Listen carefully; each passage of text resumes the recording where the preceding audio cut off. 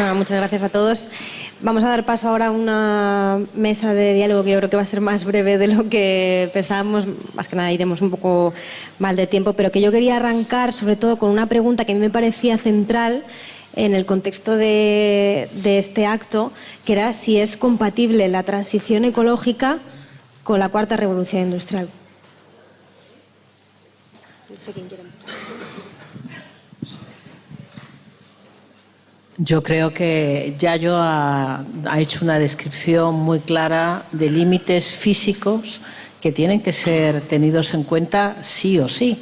Y tienen que ser tenidos en cuenta cara a esa cuarta revolución que está surgiendo, pero que hace mucho tiempo que tenían que haberse tenido en cuenta, porque el calentamiento global o la pérdida de biodiversidad o otros problemas asociados al deterioro de nuestro planeta son la consecuencia de no haber tenido en cuenta esos límites biofísicos en la actividad humana. Por lo tanto, la pregunta es ¿cuál es la huella ecológica de esas transformaciones? La huella ecológica y el impacto social, de eso iba precisamente esta mesa, ¿no?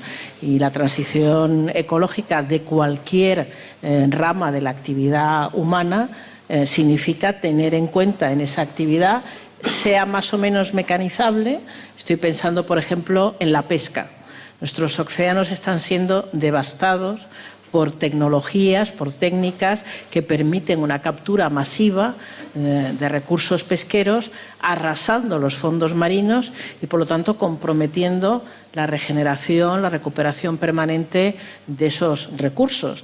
Luego, sin necesidad de llegar a algunos de los escenarios que hemos planteado, cualquier actividad humana debería en estos momentos pasar el filtro de la sostenibilidad en términos ecológicos.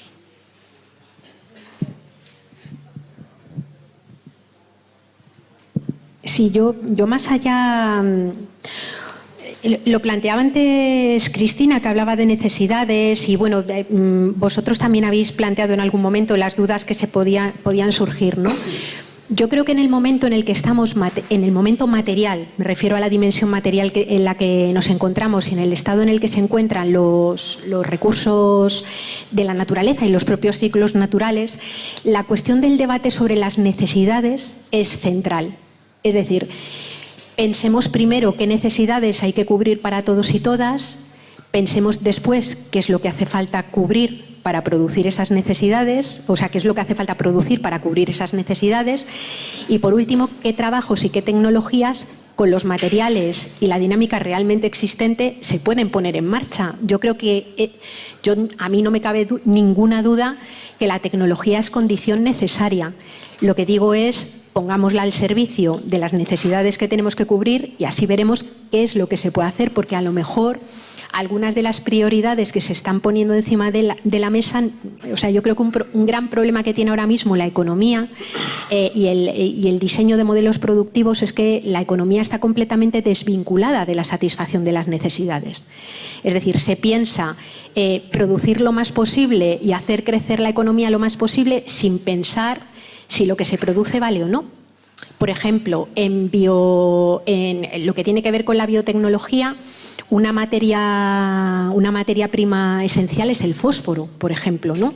Claro, hay materiales, se suele decir, hay materiales sustituibles. El fósforo no es sustituible, sin fósforo no hay comida. Y el ciclo del fósforo ya se encuentra completamente alterado. Entonces, esos elementos yo creo que son los que tenemos que debatir y adaptar las tecnologías y las producciones a las necesidades existentes y en el marco de crisis ecológica que afrontamos hoy, con la realidad de lo que afrontamos hoy, ¿no? Yo creo que poner los pies en esa realidad material es muy importante para ver cuáles son. Yo cuando veo o leo todas estas dinámicas de la cuarta revolución industrial, se producirá no sé qué, desaparecerán no sé cuántos los robots y cuando se me va la cabeza digo, en Somalia, en Bolivia, en Irak, en Siria. O sea, ¿de verdad alguien cree que quien está diseñando esto está pensando en las personas que ya están viviendo vidas colapsadas allí? O aquí en la Ventilla, ¿no? O sea, yo no me lo creo. Entonces, hagamos el estudio o hagamos ese gran debate y después vemos. Sí, esto liga un poco con la pregunta siguiente, que era efectivamente un poco en la línea de lo que estabas diciendo, Yayo, que la cuarta revolución industrial se sucede en paralelo a un agotamiento de los recursos que ya está en activo, ¿no? Y a un calentamiento global, cambio climático, que también va a afectar potentísimamente sobre recursos tan básicos como el agua o los alimentos. Sumado a los efectos que estábamos viendo de la cuarta revolución industrial, esto apunta a una polarización muy extrema de las sociedades, ¿no? Y una eliminación de las clases medias, o al menos como las conocemos ahora. ¿Quién gana en este escenario futuro? Bueno, contesto a esto unido a la pregunta anterior. Yo no sería excesivamente pesimista por ahora. Yo diría que al menos no es incompatible el desarrollo de estas tecnologías con la conservación de los ecosistemas, ¿no? De hecho, creo que podrían ayudar bastante.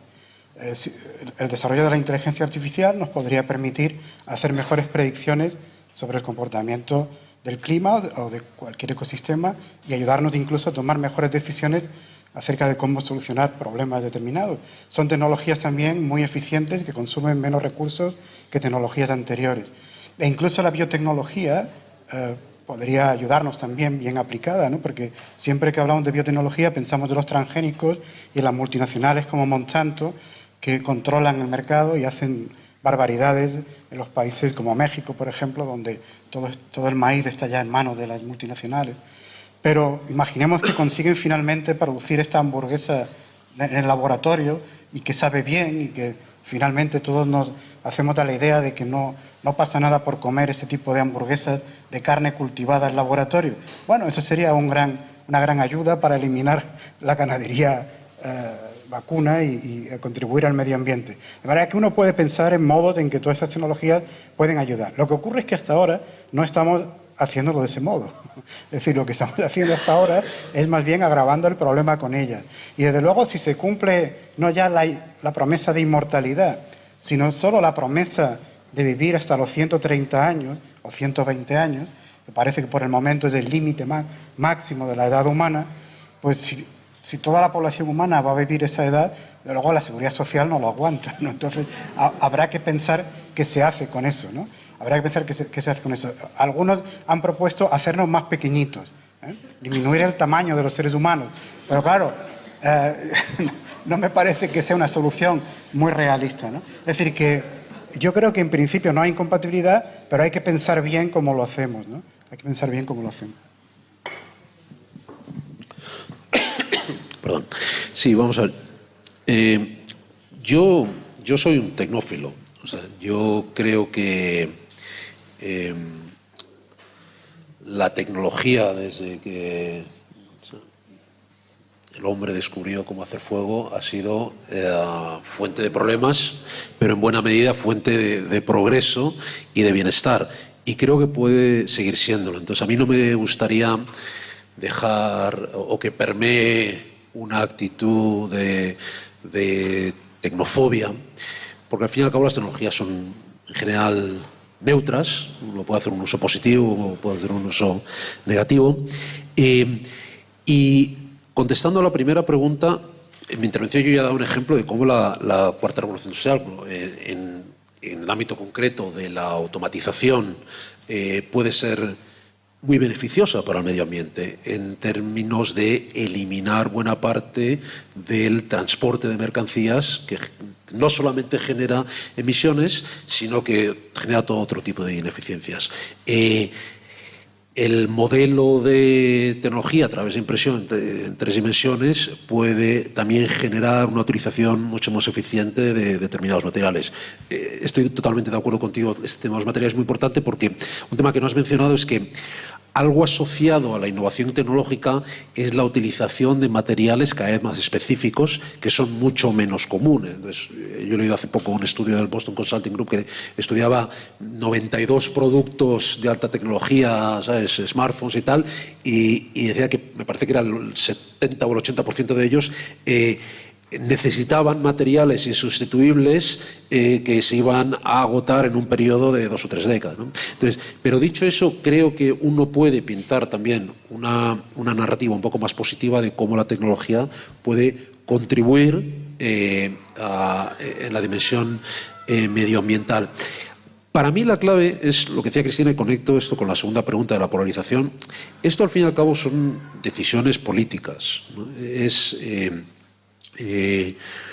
quién tiene voz para definir estos procesos y cómo queremos que evolucionen, ¿no? Porque a mí, por ejemplo, cuando yo oigo estos debates de la renta básica u otros y desde los ámbitos más conservadores se dice, bueno, es que no nos lo podemos permitir, eso es empíricamente falso. Es decir, te lo puedes permitir dependiendo si lo quieres pagar o no, ¿no?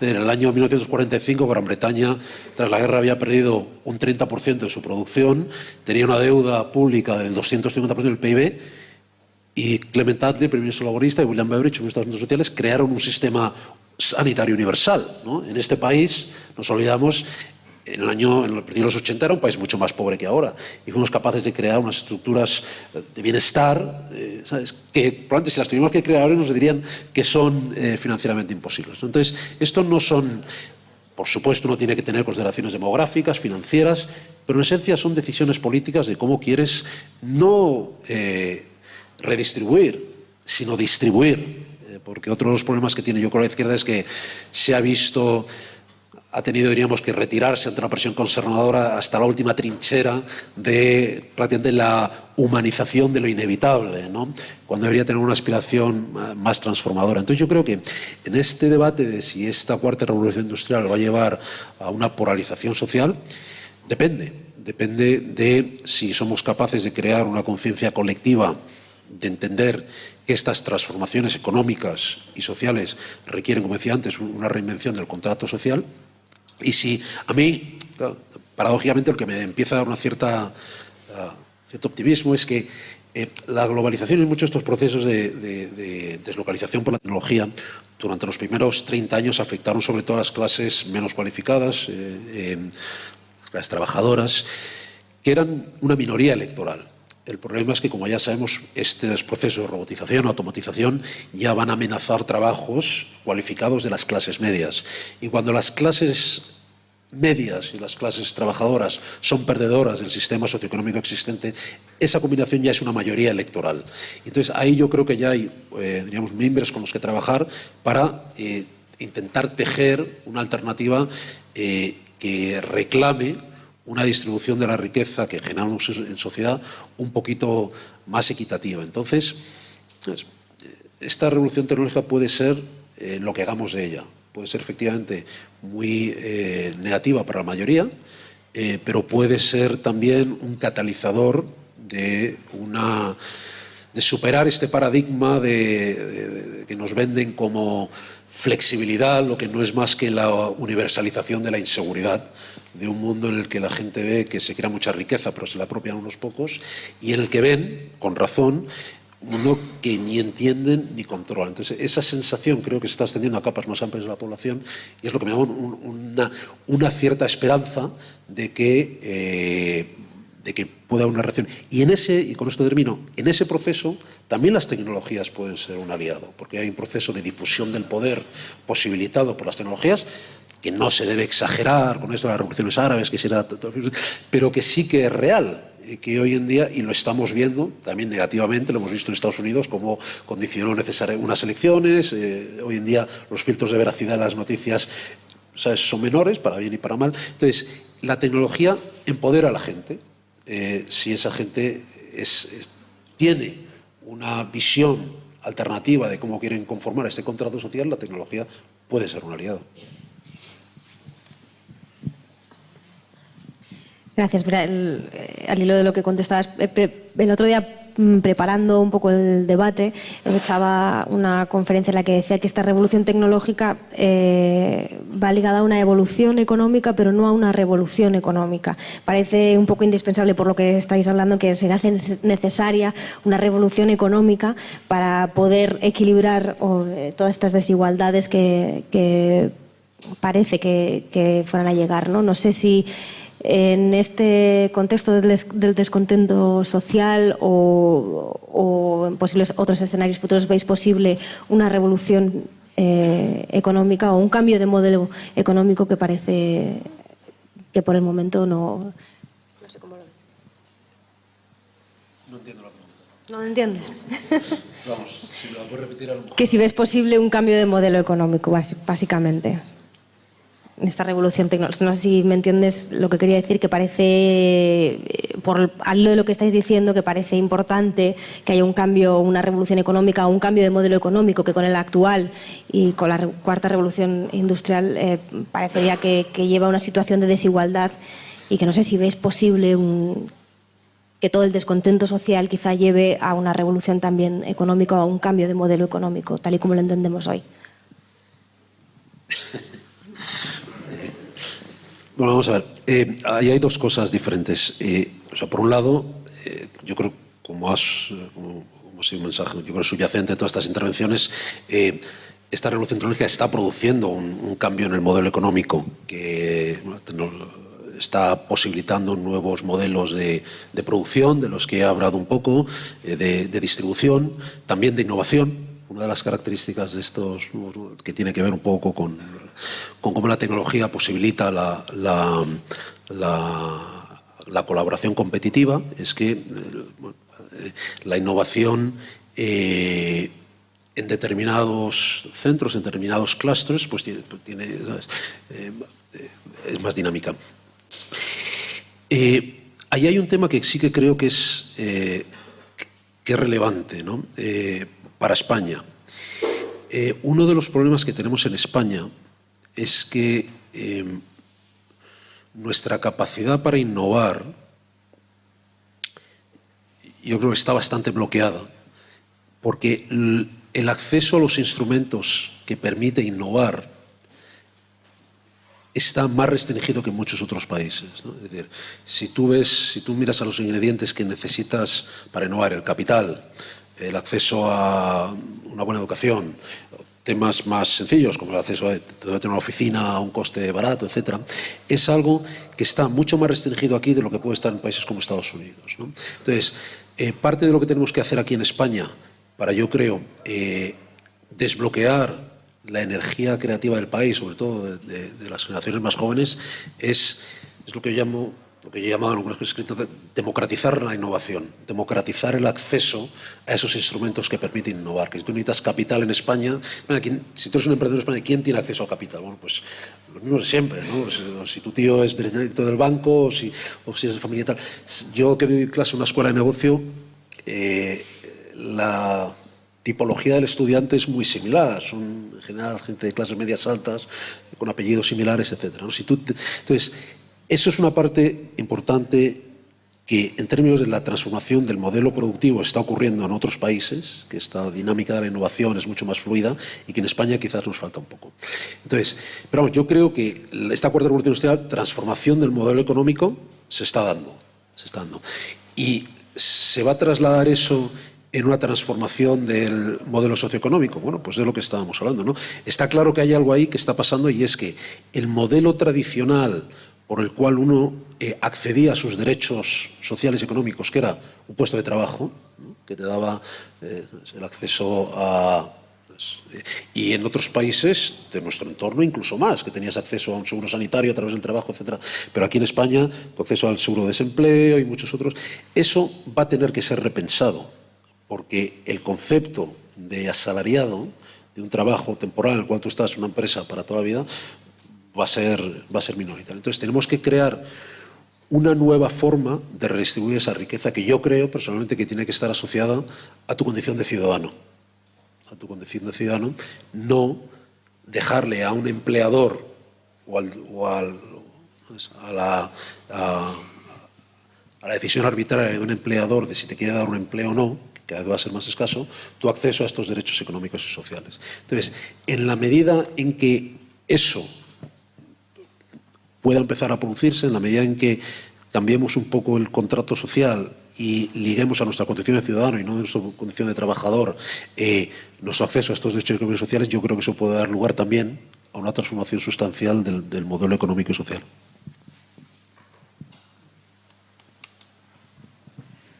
Ángel hablaba de la necesidad de un nuevo contrato social. Yo creo que la crisis de la socialdemocracia en los últimos decenios, en particular en toda Europa, tiene que ver con que la socialdemocracia sucumbió ante el paradigma económico neoliberal. Cuando hablamos de los mercados, y los mercados son donde se toman las decisiones, sí, pero los mercados han ocupado el espacio que se les ha permitido desde la política y, en particular, desde la política socialdemócrata. Cuando en la Unión Europea se decide la plena liberalización de los mercados de capital, la mayoría de los gobiernos de la Unión Europea eran socialdemócratas. Y la socialdemocracia creyó que esa era la vía para garantizar la prosperidad, la justicia social, los servicios básicos, porque en la medida que el capital circulara sin fronteras y sin regulación, eso generaría mayor riqueza y habría la capacidad de que esa riqueza llegara a todo el mundo de una forma justa. Es evidente que eso no ha sido así, sino todo lo contrario. La liberalización de los mercados de capital y la financiarización de la economía, unido a la no consideración de los límites planetarios, ha llevado a algo que está al borde del colapso. El modelo económico que conocemos tiene, si no los años, seguramente las décadas contadas. Si no hay una profunda transformación, este es un modelo, el modelo económico dominante, absolutamente insostenible en términos sociales y en términos ecológicos. Y si no conseguimos su transformación gradual en las próximas décadas, los problemas que están asociados a ese modelo económico, al paradigma económico dominante, llevarán pues quizá a una tecnocracia, a regímenes autoritarios, para controlar los daños efectivos que pueden darse en amplias capas de la población. Por lo tanto, estamos abocados a una transformación del modelo económico y creo que cuantos más ciudadanos formen parte de la necesaria confabulación, lo que llamaba Yayo la correlación de fuerzas sociales, más justo será ese nuevo modelo económico, más duradero, más seguro. Lo que llamamos progreso seguro entraña esa idea de que el progreso no ha beneficiado de manera equitativa a todos los habitantes de nuestro planeta y está condicionando negativamente la vida de quienes vendrán después de nosotros. Luego, ese cambio se tiene que producir y si no lo producimos de una manera voluntaria, gradual, en una transición justa, se va a producir de forma catastrófica. De hecho, el calentamiento global ha tomado una velocidad, antes ya yo lo decía, tanto el calentamiento global como la pérdida de biodiversidad están adquiriendo una velocidad que incluso sorprende a los científicos que llevan muchos años trabajando en estas materias. Los huracanes que hemos visto en estas últimas semanas, la palabra que no se le caía de la boca a los meteorólogos y a los expertos de la NOAA en Estados Unidos era la palabra sin precedentes.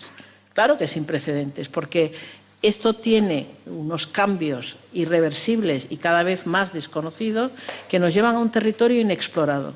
Y ante ese territorio inexplorado, las tecnologías, es verdad, nos pueden ayudar a conocer mucho más lo que está pasando, pero con lo que ya sabemos, tenemos ahora mismo herramientas que deberíamos ser capaces de poner en práctica, porque seguramente somos la primera generación en la humanidad que sabe lo suficiente de lo que le está pasando al planeta y a la sociedad en su conjunto y quizás somos la última generación que puede evitar el colapso material, el colapso ecológico y desde luego el colapso social y político.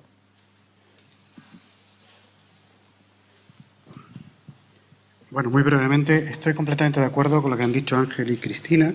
Solo añadiría algún comentario adicional.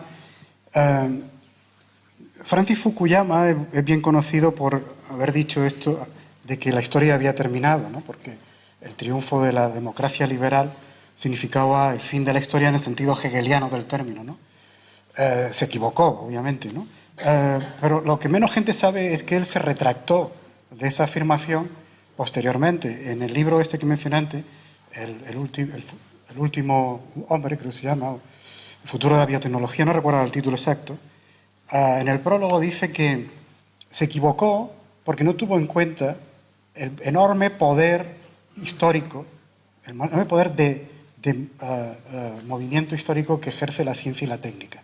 Curiosamente, es el mismo argumento que da Popper en La miseria del historicismo para señalar que el historicismo es una teoría falsa. Es decir, que la predicción de la historia en términos de leyes fijas no es sostenible, precisamente porque la historia depende cada vez más de la ciencia y de la técnica, y la ciencia y la técnica es impredecible por definición. Si pudiéramos predecir qué vamos a descubrir mañana, lo habríamos descubierto ya, ¿no?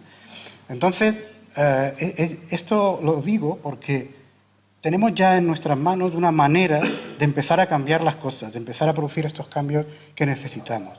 Y es, como ha dicho Ángel, democratizar la ciencia y la tecnología. Uno de los filósofos que yo más admiro, Philip Kitcher, profesor en la Universidad de Nueva York, tiene un par de libros dedicados a este asunto, entre ellos Science, Truth and Democracy, Ciencia, Verdad y Democracia. Y Philip Kitcher insiste mucho en este libro en dos cosas. ¿Quién decide la agenda de investigación científico-técnica? ¿Quién la decide? ¿Quién determina las prioridades? ¿Participan los ciudadanos en la determinación de esa agenda investigadora? Pues si en una democracia todo poder debe tener un control ajeno, la ciencia y la técnica hoy día son un poder tremendo que no tiene el suficiente control democrático. Esa es la primera afirmación fundamental de Kitcher. Y la segunda es, ¿por qué no reorientamos todo esto para satisfacer las verdaderas necesidades de los ciudadanos? Lo que necesita la gente pobre en los países del tercer mundo, lo que necesita el ciudadano medio. ¿Por qué se invierte mucho más en investigar sobre enfermedades cardíacas que en la vacuna de la malaria? Obviamente hay intereses económicos muy fuertes ahí, ¿no? Entonces, si empezáramos por democratizar, como bien ha dicho Ángel, el sistema científico-técnico, estaríamos ya dando un paso fundamental para conseguir estos cambios que necesitamos.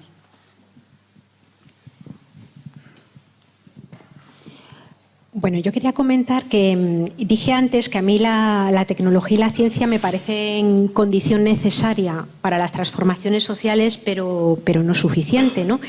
Y yo coincido bastante con lo que acaba de plantear Antonio, es decir, el tema de colocar una tecnología y una ciencia que se oriente a esos problemas, y a asumir algunos elementos básicos. Es decir, una tecnología que se oriente a resolver los problemas tiene que ser una tecnología que en sus producciones genere menos gases de efecto invernadero, lo reduzca de una forma radical, utilice menos materiales, destruya menos estructuras de la corteza terrestre que necesitamos para producir alimentos. Es decir, es una tecnología a la que se necesita aplicar una serie de limitaciones y sigue siendo extraordinariamente valiosa. Es decir, sin ciencia y sin técnica no podemos conocer ni avanzar ni saber qué modelos nos explican la dinámica del calentamiento global.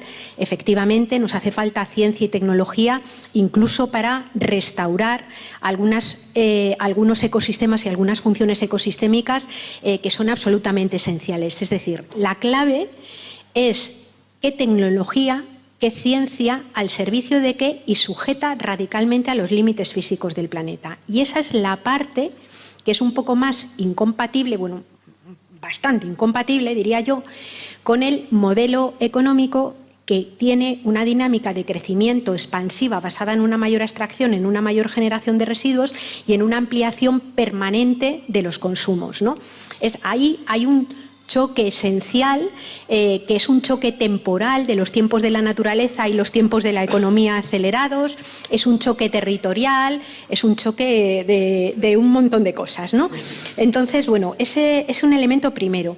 Segundo, a mí me preocupa mucho la renta básica gestionada o propuesta por el Foro de Davos, enormemente. Quiero decir, la propuesta de renta básica que se viene trabajando desde hace un montón de tiempo, que además dialoga, yo creo que con mucha comodidad, sobre todo más comodidad si muchas veces quienes están en los partidos políticos y en los movimientos sociales fuéramos un pelín más abiertos para debatir y buscar el encuentro y no la fricción, dialoga con comodidad con la apuesta del trabajo socialmente garantizado, ¿no? Entendiendo como trabajo no solo el puesto de trabajo remunerado en una empresa, sino todos los trabajos que hacen falta para sostener la vida, entre otros los trabajos, por ejemplo, de cuidados, que por cierto, dentro de la revolución feminista vamos a tener también que incorporar que como la gente dure 120 o 130 años, os repartimos el curro de cuidados o lo vamos a llevar claro, pero clarinete, ¿no?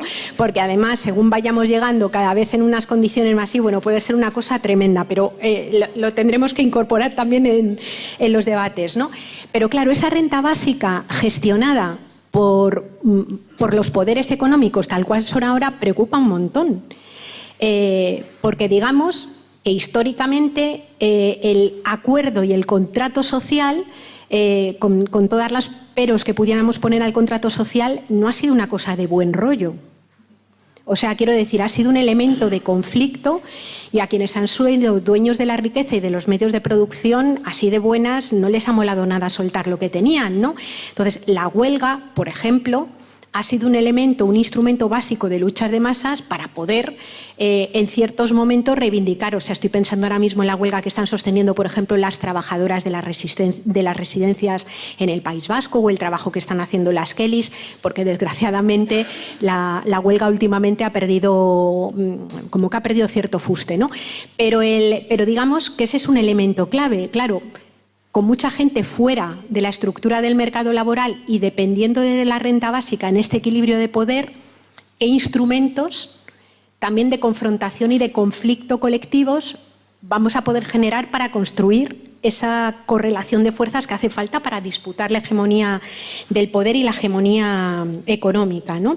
Luego, otro tema que me venía a la cabeza. Yo creo que es muy importante hablar de innovación. En el libro sobre democracia, la energía para la democracia, que escribió Riu Tort y que hablaba un poco de la experiencia, por ejemplo, de Som Energy, hay un primer capítulo magnífico en el que profundiza sobre el concepto de innovación, ¿no? Los conceptos de innovación, yo creo, como todos los conceptos, también creo que los tenemos que aterrizar bien al campo. Me vais a permitir que utilice un término un poco clásico que a lo mejor a alguno le suena antiguaya, pero al campo de la lucha de clases y al campo de las diferencias sociales que existen, ¿no? Porque no es lo mismo el concepto de innovación que puede manejar una empresa cuando piensa en el aumento de sus beneficios económicos que el concepto de innovación que podemos manejar cuando pensamos en toda esa tecnología que se ponga al servicio de las mayorías sociales, ¿no? Y yo creo que ahí hay también un trabajo por hacer. Y lo único que quería señalar, que se me olvidó en la primera intervención y era una cosa que me preocupaba, es el tema también del riesgo. Y el riesgo no solamente para la vida humana. No sé si habéis ido siguiendo igual que yo, supongo, en los periódicos, pues algunos de estos ataques también a partir de instrumentos tecnológicos que dejaron, por ejemplo, bloqueados un montón de bancos y las propias agendas de los servicios médicos de la Comunidad de Madrid, con un fallo de entrada en el hackeo, digamos, de los sistemas informáticos, ¿no? Hemos ido conociendo otros, también fraudes y delitos que se cometen utilizando, igual que la contrapublicidad utiliza las herramientas de la publicidad para hacer lo contrario, pues también se pueden utilizar elementos tecnológicos que se están utilizando de hecho o para delinquir o para confrontar, digamos, con ese poder. Por no entrar en otros riesgos mucho más mundanos, como el de que una comadreja se cuele en los aledaños del acelerador de partículas de Ginebra, le pegue un boca a un cable y lo deje fundido durante un mes hasta que se arregla, ¿no? O sea, quiero decir que hay elementos de contingencia y hay elementos de riesgo que, como todos sabemos, se hacen menos probable, pero mucho más grandes, cuanto más interconectados están los modelos y cuanta más dependencia tecnológica en un sistema polarizado y desigual hay, ¿no?